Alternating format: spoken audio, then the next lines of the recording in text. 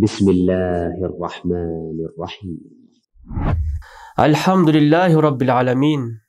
الصلاة والسلام على أشرف الأنبياء والمرسلين نبينا محمد وعلى آله وصحبه والتابعين ثم ما بعد. السلام عليكم ورحمة الله وبركاته. Мурдак сабакта биз көз тийгенден сактануу жолдорду уланткан элек. Ошонун уландысы. Айтканбыз таквачылык жөнүндө. Андыктан таквачылык менен ихсан бул бир эле деңгел. Ошон үчүн инналлах юхиббул муттакин, инналлах юхиббул мухсинин. Аллах ихсан кылуучуларды, мындайча айтканда, иштерин толук аткаруучуларды, иштерин толук иреттеп, тунук арноочуларды Аллах сүйөт деген. Булар ким? Булар таквалар. Эми дагы бир маселе да мындай. Таква болуш үчүн эмне керек? Таква болуш үчүн биз бизге якын менен сабыр керек. Якын деген бул анык ишенүү. Анан сабыр деген бул, билесиздер, Аллах субхана ва тааля Куранда көп аяттарында инналлаха ма'a сабирин, сабырдуулар менен Аллах албетте алар менен деп, Аллах сабырдуулар менен деп Куранда көп айткан. Аллах көп аяттарда исбиру ва сабиру, Аллах сабыр кылла, сабырыңарды күчтүү, сабырдуулуңарды жаза кыла деген Аллах субхана ва тааля. Варабиту. Эмнеге? Анткени сабырдуулукта көп береке бар. Биз шайтан менен күрөшкөндө бизге эки нерсе керек. Анткени шайтан эң биринчи бизге ал кандай шек күмөндөр туудурат. Андан кийин ар кандай азгырыктарды бизге ыргытат. Шек күмөндөрдү жеңиш үчүн бизге анык ишеним керек, якын керек. Ар кандай азгырыктарга, аларга бөгөт коюш үчүн бизге сабыр керек. Ошон үчүн Аллах субхана ва тааля Куран Керимде айткан: "Ва жа'ална минхум аимматан яхдуна би амрина ламма сабару ва кану би аятина юқинун."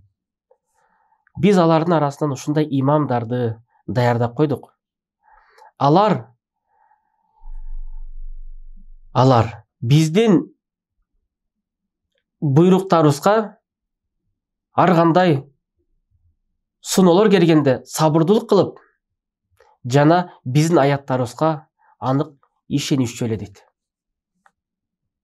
Демек, алар биздин буйруктары менен туура жолго үндөшөт дейт. وَجَعَلْنَا مِنْهُمْ أَئِمَّةً يَهْدُونَ بِأَمْرِنَا. Алар имамдар биздин шариятыбыз менен, биздин шарияттагы амалыбыз менен Аллах эмнени буйруса, пайгамбар эмнени буйруса, алар ошол нерсе менен элди туура жолго жетектейт дейт. Лемме сабару. Алар өтө сабырдуу болушкан дейт. Ва кану би аятина юқинун. Биздин аяттарга анык ишенишчү эле дейт.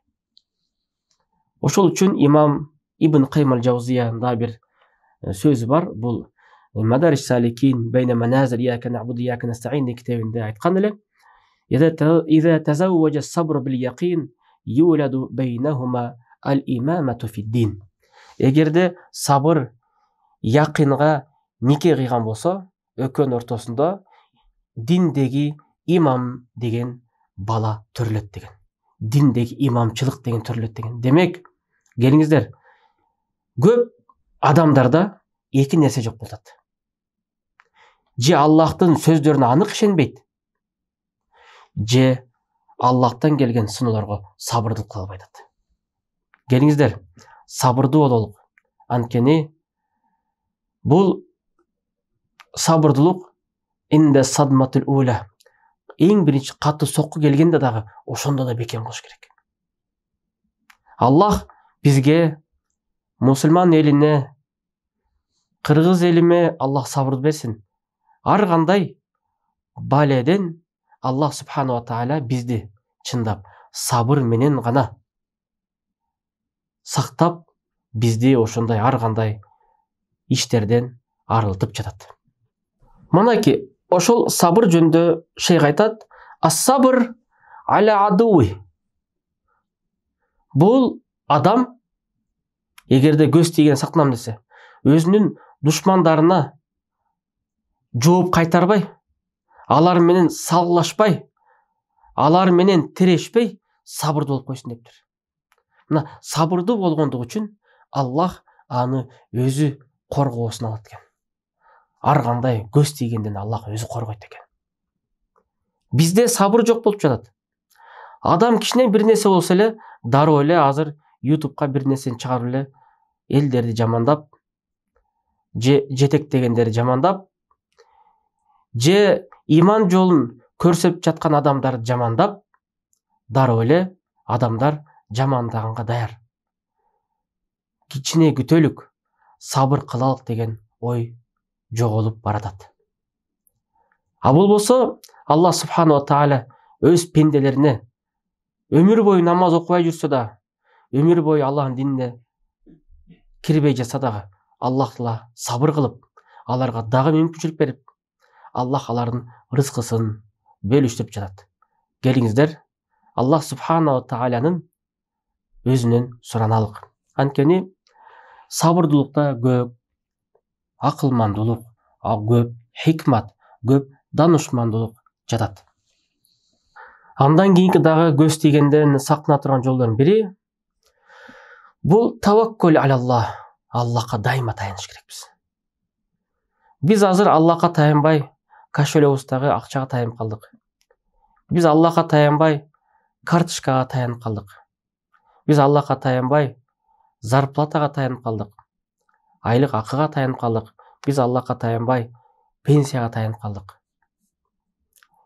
Бир адам момча пенсия алам деп, ошо пенсиясына таянып, баланча түкүнчө жерден билдеме рызкыларды карыз калып жатат. Бирөө карточкадагы акчасына таянып, бирөө өзүнүн байкесине таянып, анткени анын байкеси депутат да. Ошого таянып, тигиден карыз калып, будан карыз калып жатат. Бирок билип коюңуздар, ал депутат кече бар эле, бүгүн шайланбай калат. Ал байкеси кече бар эле, бүгүн ооруп калат. Карточкасында акчасы бар эле, ал балким бирөө бузуп, аны алып алышы мүмкүн. Пенсиясы бар, балким пенсиясы кечип калышы мүмкүн. Же пенсиясын жетпей, өзү бул дүнүйдөн кете бериши мүмкүн. Келиңиздер, биз бүт баарын таштап, жанакы төмөндөгү аталган нерселерди Аллахка таянганды үйрөнөлүк. Аллах субхана ва тааля бизге рызкын берүүчү. Туура, колуңда акчаң болсо сатып аласың, колуңда акчаң жок болсо эмнени сатып аласың? Бирок ошол эле учурда Аллах субхана ва тааля бизге ошол мүмкүнчүлүктү берсе сатып алабыз. Мүмкүнчүлүк бербесе, биз аны сатып ала албайбыз. Канча адамдардын колунда акчасы бар, бирок ошого Аллах мүмкүнчүлүк бербеди. Базарга бара албайт. Ала албайт аны. Ошол үчүн келиңиздер, Аллах субхана ва тааля бизге баардык нерсени өз колу менен, өз рызкысын берсин. Анткени биедил хайр, анын колунда береке бар. Жакшылык анын колунда. Ал хайру фи ядейк ва шарру лейса илейк. Пайгамбар айткандай, жакшылык сенин эки колуңда. О Аллах, жамандык сага таандык эмес дейт. Келиңиздер, Аллахка таянганды үйрөнөлүк. Умар ибн Хаттаб айткандай, таваккул, Аллах болгон таяныч учуп бараткан канаттуудай болушу керек. Учуп жүргөн канаттуу, анын төмөндө айткандай, анын депутат байкеси жок, анын карточкасы жок, анын колунда акчасы жок, анын пенсиясы дагы жок, анын айлык акысы дагы жок. Ал күнүгө Аллахка таянып, ачка учат, ток келет. Биз ар бир күндөгү намазыбыз болобу, ибадатыбыз болобу, рызкыбыз болобу, Аллахка таяналы. Эгерде дайыма ошо ар бир рызкыбызды Аллахка таянып жүргөн болсок, Аллах субхана ва тааля бизди корголбойт.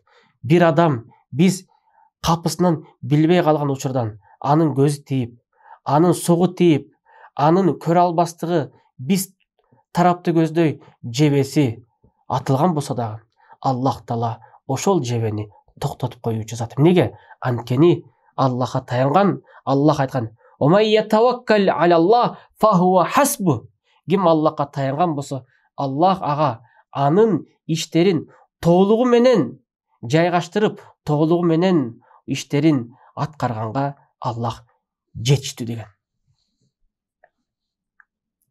Демек, келиңиздер, Аллахтан өтөр биздин максаттарыбызды, тилектерибизди жайгаштыруучу зат жок. Ошол үчүн келиңиздер, унутпайлык. Биз төрөлүп жатканда бизге ким жаран берди? Биз дегеле бул рызкыны кимдин каалоосу менен жеттик.